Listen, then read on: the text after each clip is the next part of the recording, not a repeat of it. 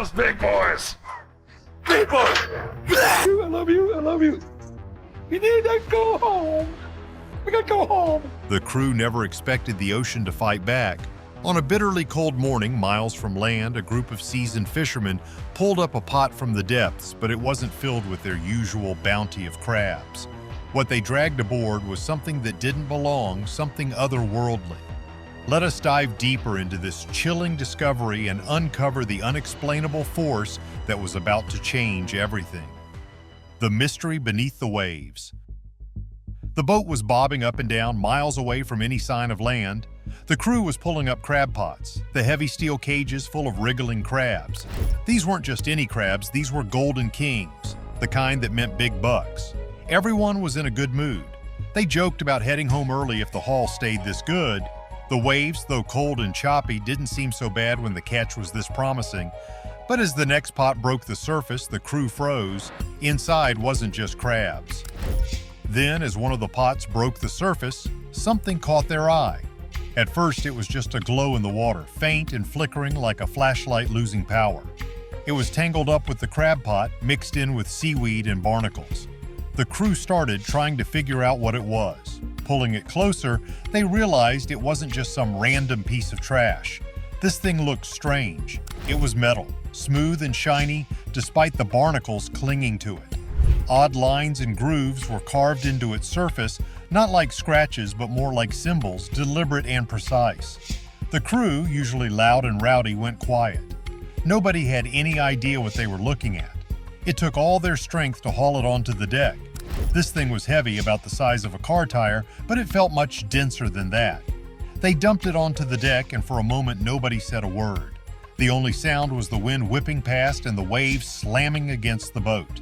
The captain, a grizzled man named Jonathan, walked up and stared at the object. He had spent decades on the ocean, seen everything from rogue waves to massive sharks, but nothing like this. It wasn't fishing gear, and it didn't look like any part of a ship. Whatever it wasn't from their world, at least not the part of it they knew.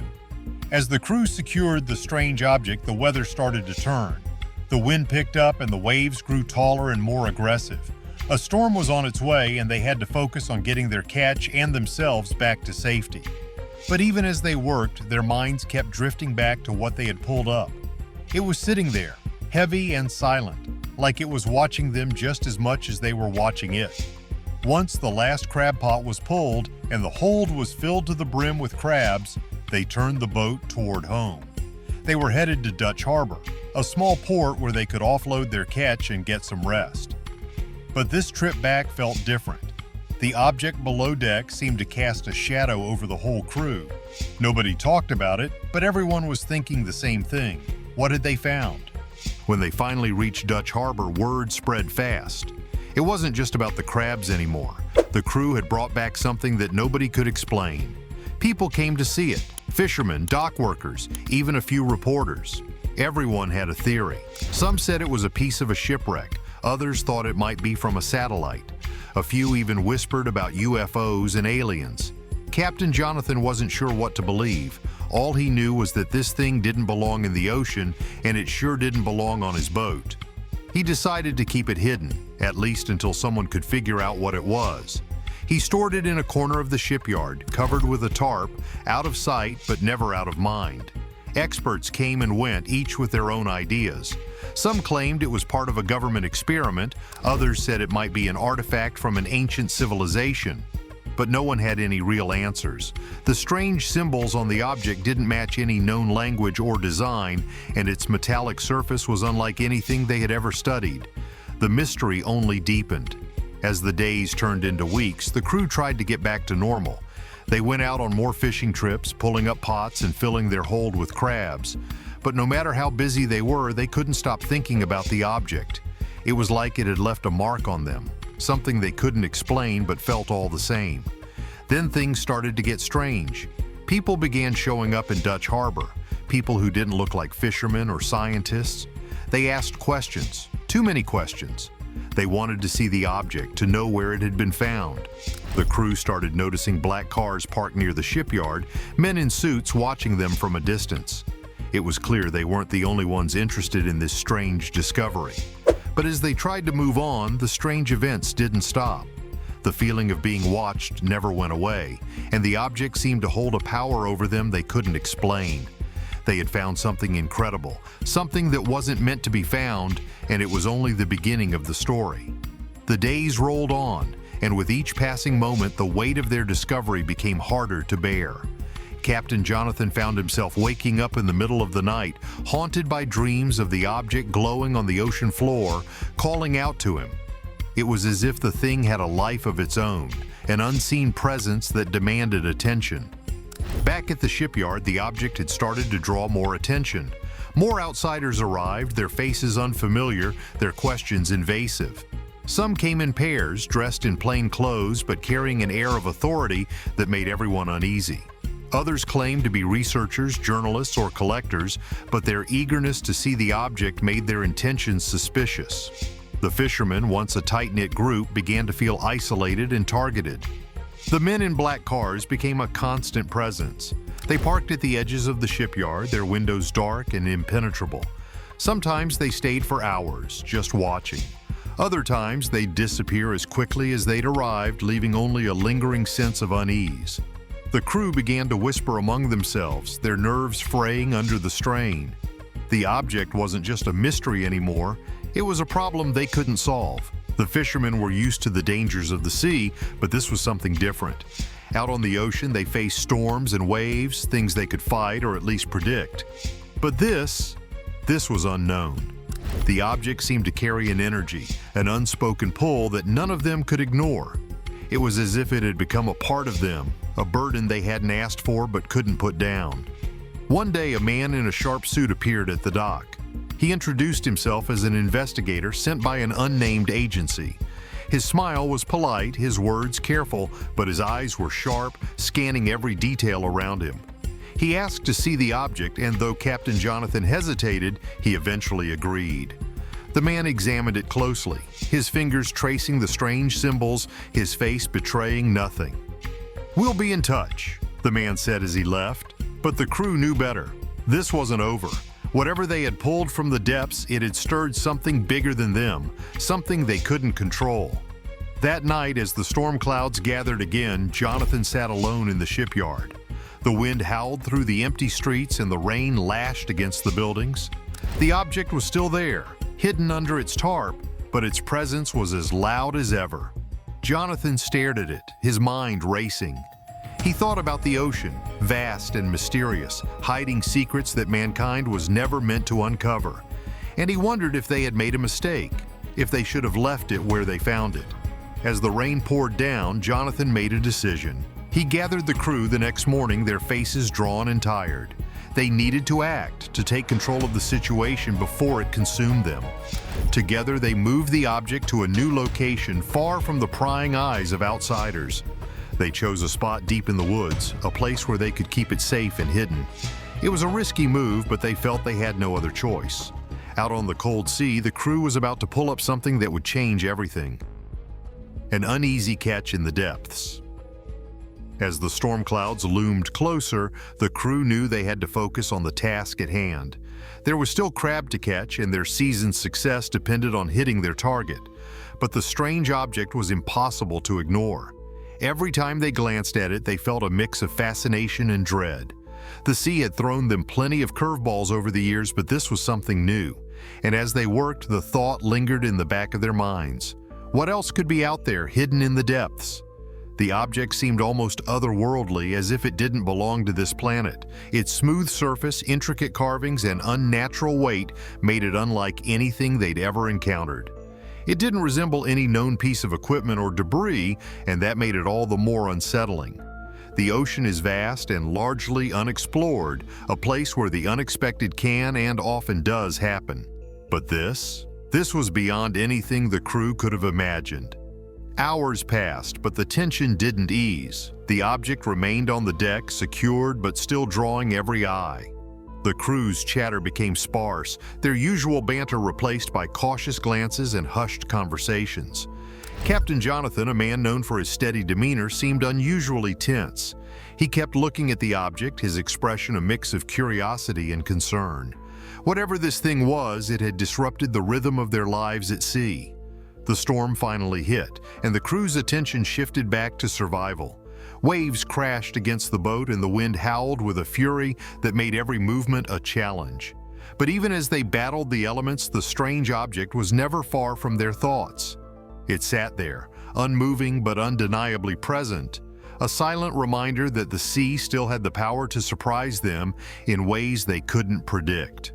When the storm passed, the crew was left with the task of deciding what to do with their unusual find. Some suggested throwing it back, unwilling to deal with the unease it brought. Others argued for keeping it, convinced that it might be worth something or at least provide some answers. Captain Jonathan, ever the pragmatist, decided they'd take it back to shore. Whatever it wasn't something they could just leave behind. Back on land, the object became the subject of intense speculation. Experts were called in to examine it, but no one could determine its origin or purpose. Its markings didn't match any known language or symbols, and its material was unlike anything commonly found in the ocean. Some thought it might be a piece of experimental technology lost at sea. Others theorized it could be something far older, perhaps even ancient. The crew's discovery made headlines, drawing attention from scientists, historians, and conspiracy theorists alike. Everyone wanted to know where the object had come from and what it might mean. But for Captain Jonathan and his crew, it was a reminder of the unpredictable nature of their work. The sea is vast, strange, and full of surprises. And every once in a while, it offers up something that makes even the most seasoned sailors stop and wonder. The storm was still creeping closer, and tension gripped the crew. They had stashed the object out of sight, but it was impossible to forget. Every now and then, someone would glance toward the hidden compartment where it lay. They tried to stay focused on the job, pulling up crab pots one after another, but the ocean had turned restless. The waves slammed harder against the boat, and the air felt thick, almost like it carried a warning. The haul that day was incredible. Pot after pot came up loaded with crabs, their shells glowing red under the cold gray sky. It should have been a moment of celebration, but unease lingered like a shadow. Even as Captain Jonathan called the last pot aboard, signaling it was time to head back, his mind was elsewhere. They had what they needed, a golden bounty of king crabs, but the thing below deck refused to let him feel relief. He couldn't shake the sense that they'd disturbed something they shouldn't have.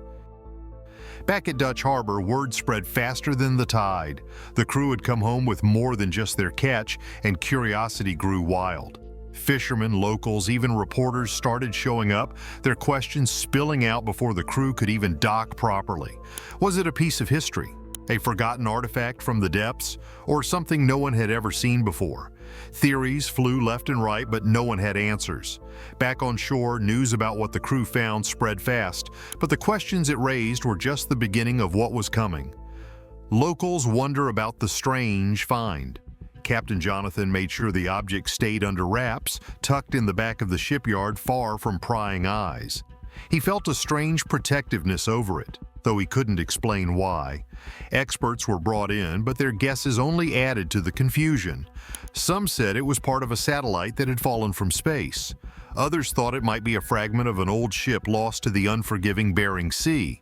Yet none of the theories fit. The object's markings weren't letters, nor were they random scratches. They were precise, deliberate, as if someone or something had carved them for a purpose. Days passed, and the crew tried to push the object from their minds, but it was impossible. Every conversation circled back to it, and wild theories turned into heated debates.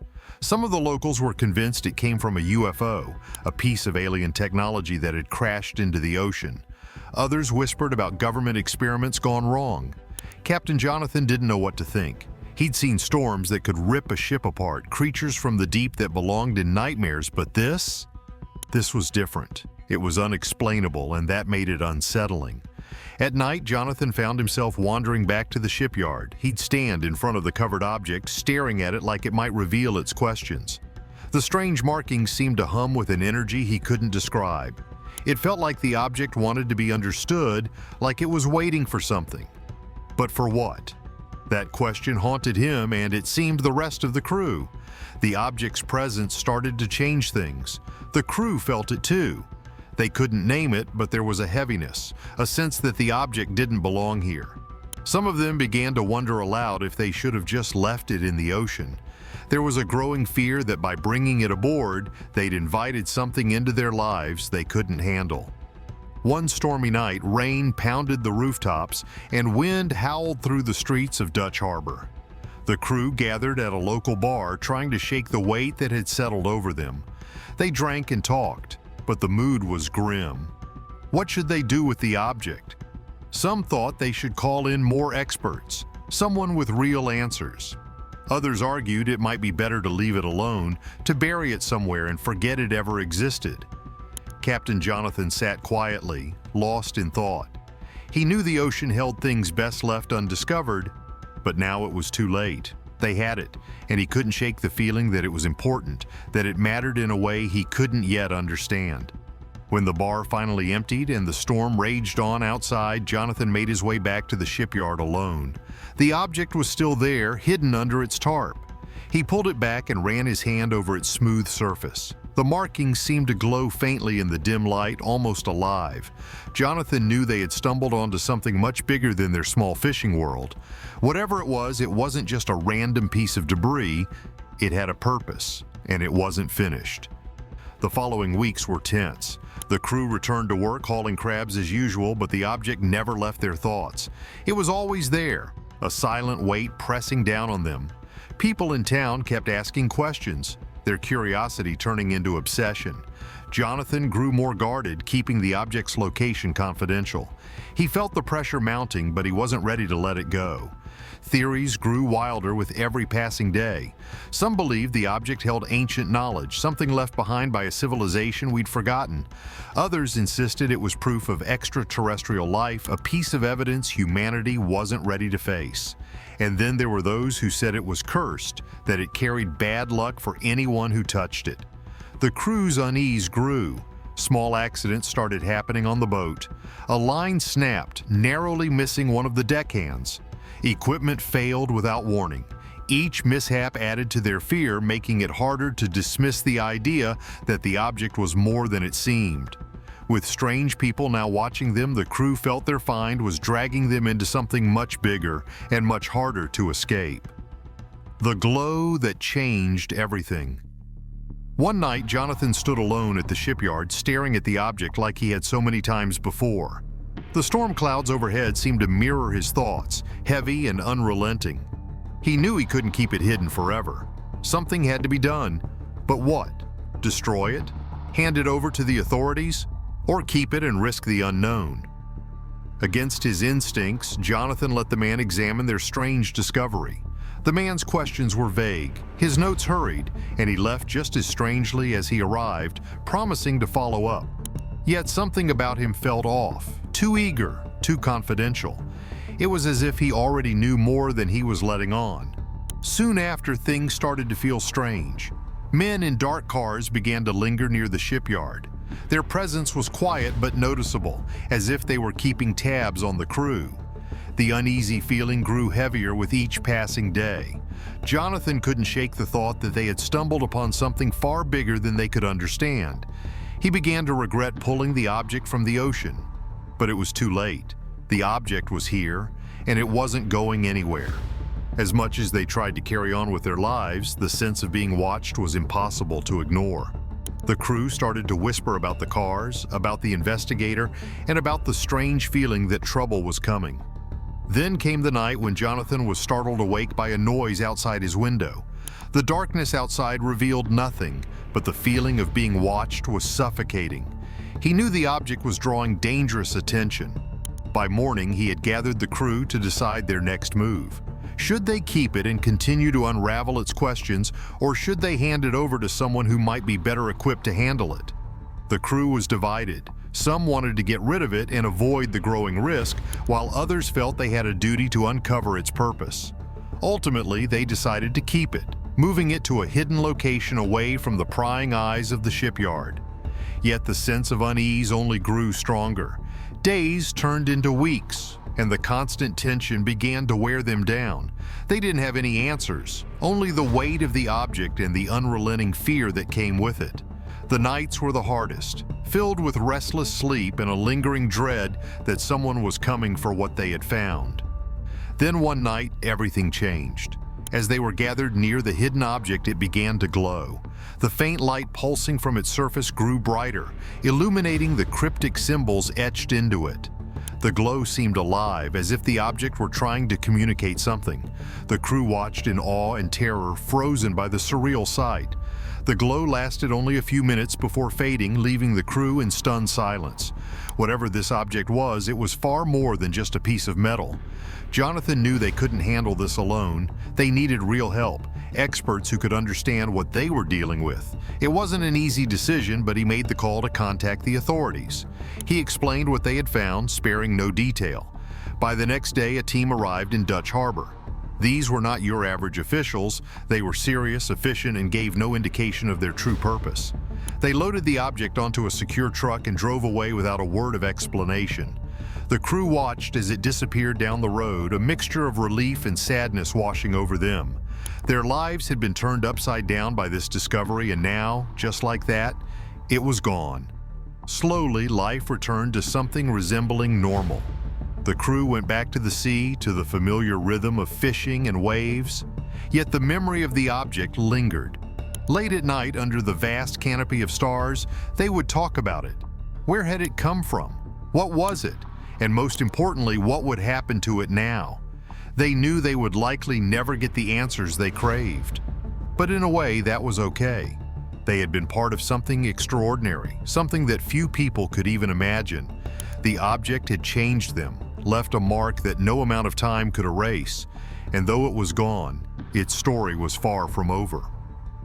And this object is not the only strange thing in the sea. Oceans, stretching as far as the eye can see, have always felt a little too big, a little too deep, and way too mysterious for comfort. People across the world have tried to explain the unexplainable, crafting wild stories of monsters lurking beneath the waves. But what if some of those tales aren't just flights of fancy? Let's dive into the murky waters of sea legends, where truth and fiction tangle like fishing nets.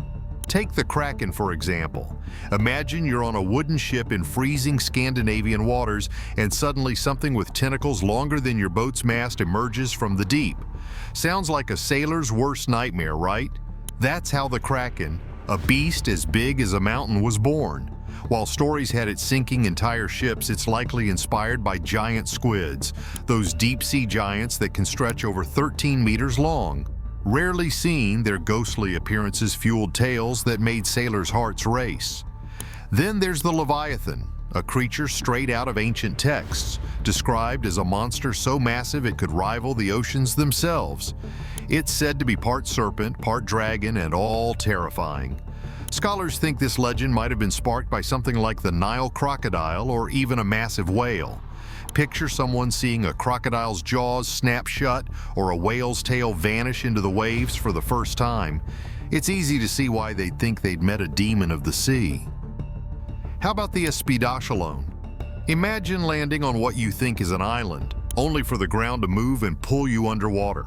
This legend of a turtle or whale so huge it fooled entire crews probably came from sightings of whales or even unusual shoals that briefly broke the surface. In a time without GPS, a whale's back in the fog could absolutely look like a new landmass. A tragic mistake, but also a perfect setup for a monster myth. Then we have sirens, those enchanting creatures that made sailors crash their ships with just a song. Originally, they weren't even mermaids, but bird-women hybrids from Greek mythology. Over time, their image morphed into the more familiar half-human, half-fish beings. Manatees or dugongs, with their oddly human-like features, likely fueled these stories. Imagine months at sea, sleep-deprived, and spotting a curious sea cow. Add a splash of loneliness and imagination, and suddenly you're writing home about a dangerous beauty singing from the rocks. Now, let's swirl into Charybdis, a name that practically screams whirlpool of doom. In Homer's Odyssey, she was a monster living in a strait, swallowing everything in her path. This might actually come from natural whirlpools or strong tidal currents. Back then, no one had a science book explaining these phenomena, so why not blame a sea beast? Jormungandr, the Norse Midgard serpent, wraps around the entire world, or so the legends say. It's supposed to rise up during Ragnarok, the Norse version of the apocalypse. Real-life sightings of enormous serpentine creatures, like the oarfish that can reach 11 meters long, probably gave this myth its scaly roots. Seeing one of those drift by? Definitely unsettling. Ever heard of the Huron croin? This Scottish sea monster is said to be the biggest creature ever, disguising itself as a small fish to trick fishermen. When they got too close, it would reveal its true terrifying form. This could stem from something as simple as observing predatory fish like anglerfish, which lure prey with glowing appendages in the dark depths of the ocean. Japan's umibozu takes a different approach to terror.